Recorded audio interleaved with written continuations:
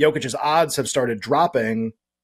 He didn't even get more awesome. He's just as awesome as he has been almost the last few weeks, but he's plus 650.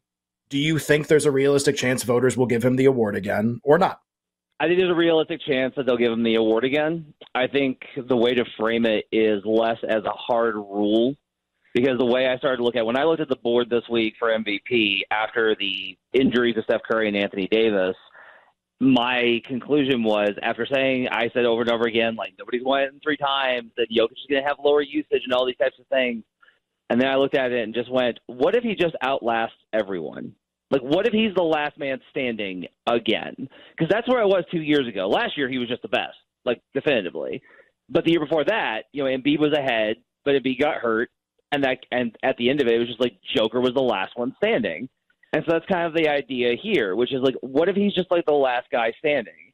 What if Luka Doncic's team can't win enough games, so he can't win? Steph Curry can't play enough games, so he can't win. The Celtics fall back to earth, and Tatum's numbers aren't quite as good, so he can't win.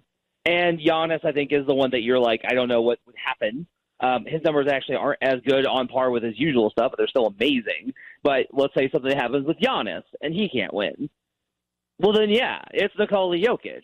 And so this is kind of why I started betting Jokic this week after resisting for a long time, was based off of the fact that when I looked at it, I was like, if I don't believe in Tatum, and I don't, and if I don't believe that Curry's going to be able to play enough games, and unfortunately for my bankroll, I don't, and if I think that the Sixers are going to be continuing to try and figure things out, though they will probably have a run where Embiid looks really great and gets in that discussion, then I got to start betting Jokic, and that's where we're at now.